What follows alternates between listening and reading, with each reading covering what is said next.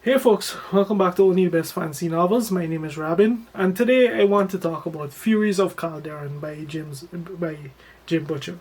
When I picked this up, honestly, I was expecting a YA story. I don't know why.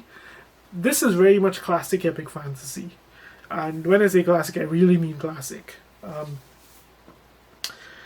And not just that, it's very much a story. I think that's meant for more mature readers because there's some pretty intense stuff that happens in here, like cannibalism. There's sexual abuse. You name it, it goes down in this book. Before I get deeper into that, maybe let's just take a step back and talk about what this book is even about. So, Tavi is your typical epic fantasy hero farm boy kind of situation, trope, whatever you want to call it.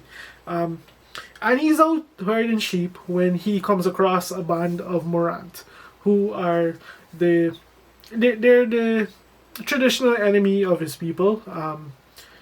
They're they haven't been seen in quite a while, but they're clearly here in force, ready to essentially raid Tavi's humble little valley and do what they do best, which is kill people and eat them apparently. So Tavi becomes embroiled in that struggle, and as that story kind of unfolds, it becomes more and more clear that the Morant aren't simply there just to raid. Like there is more, there is some larger political scheming going on in the background, and this is essentially just the opening salvo in what promises to be a much more complicated conflict. Um, it bodes ill for the future of the land of Valera, basically. So yeah, pretty standard classic fantasy. The twist in all of this comes in that there's a pretty infamous story about this series. In that um, Jim Butcher was, and I don't know how true this is. Feel free to fact check me or whatever. But essentially, Jim Butcher wrote this to prove that you could take pretty much anything and write an entertaining story. And the prompts that he took to write this were the Lost Roman Legion and Pokemon. So how that plays into the story is that in terms of the Lost Roman Legion, this is a Roman-inspired world. Like imagine almost like an alternate dimension Rome. That's pretty much the Alarian Empire, and Tavi is a citizen or Tavi is a member of this empire, essentially. So that's where that influence comes in, and it does play very much into like the larger conflict because, like, if you know anything about Rome, it's and stories that talk about or and stories based on the Roman Empire. One of the core things about them is always the politics, and that's something that we see here in this book. And of course, there's the legions and their expansion of the empire and the way that they would come into conflict with all these different local tribes and races to essentially wipe them out and expand the empire, the holdings of the empire, mainly for the purpose of the senator or the senator who is leading the army to gain glory. All of that is pretty much encapsulated in here. And where the Pokemon influence comes in is actually the magic system.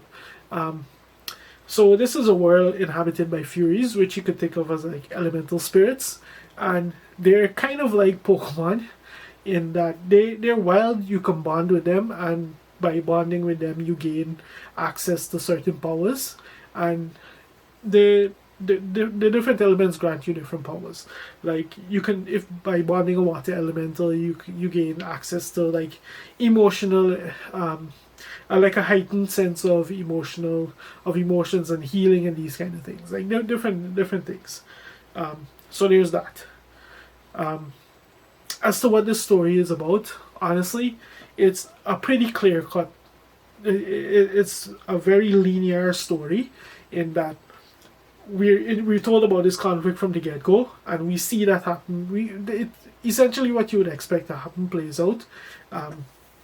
As Tavi becomes embroiled in this whole situation with the Morant, and he tries to essentially warn his people of what's on the horizon. That's the major subplot of the story. The other subplot that's happening, it follows another character entirely called Amara, who is a cursor for the Forest Lord. So a cursor, ostensibly like they're a messenger for the Forest Lord, who is like think of him as like the consul in this version of the Roman Empire. But yeah, the cursor, ostensibly they're a messenger. In actuality, they're more like assassins slash troubleshooters. Like if there's a situation that needs to be dealt with, a cursor is who's sent in. But Amara is she has her own story going on where she's betrayed by a fellow cursor, and we kind of follow her story as it unfolds, and we see that we get an overview of the larger politics that's going on the Roman side that's influencing this whole Morant invasion and all of that. So the two stories do kind of intermingle quite a lot. Like we introduced a number of other characters. One thing about the characters in this book is that everyone is very definitively within a standard classic fantasy trope. So if you're bothered by tropes, if you're bothered by classic fantasy, I would not recommend you read this book unless you're willing to go into it accepting that this is what is going to happen. Like everyone in here does fit a certain label, and they never quite rise above it. That's not necessarily a bad thing, mind you. Like for what it is, it was done. It is what it is, right?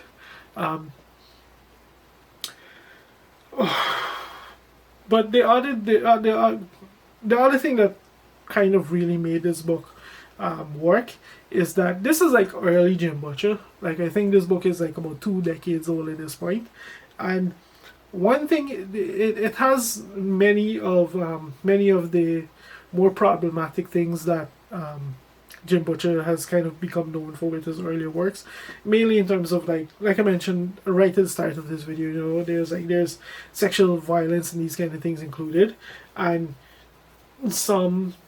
a bit of like male gazing and these kind of things. Like all of that is very much here, clear and present.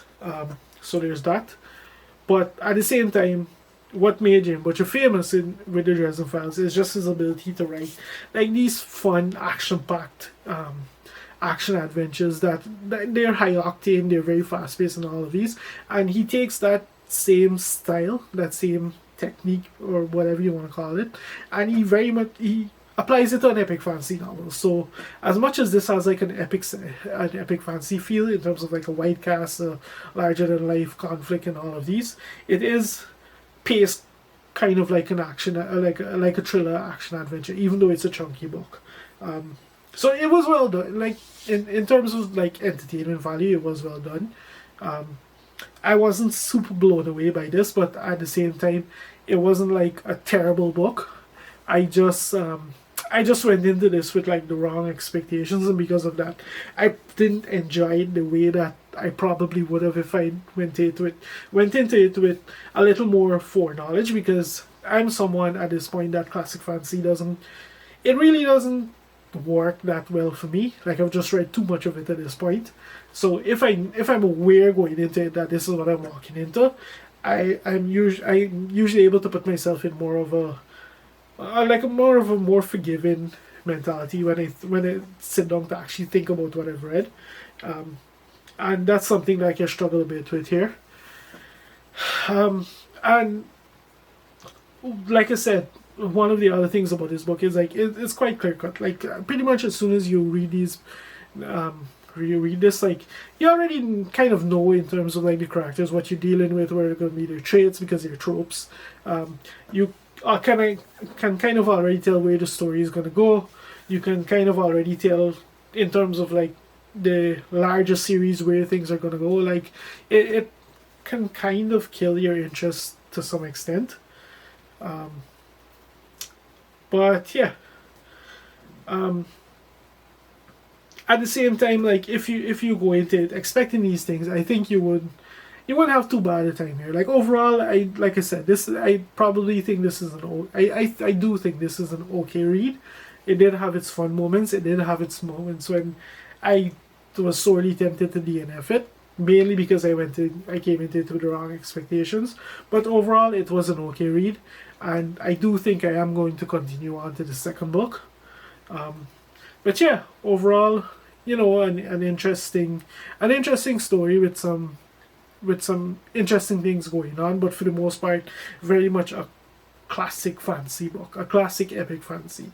So if you're thinking of approaching this book and you're interested by stories based on like the Roman Empire and that kind of thing, also remember that this is very much classic epic fantasy. It's very trope filled, and if you're someone who that wouldn't stop, feel free to barge right in. But overall, an okay book with some pretty entertaining moments, and I'll see where this goes. And yeah, if you've made it this far into the video, thank you very much for watching, and I'll see you next time.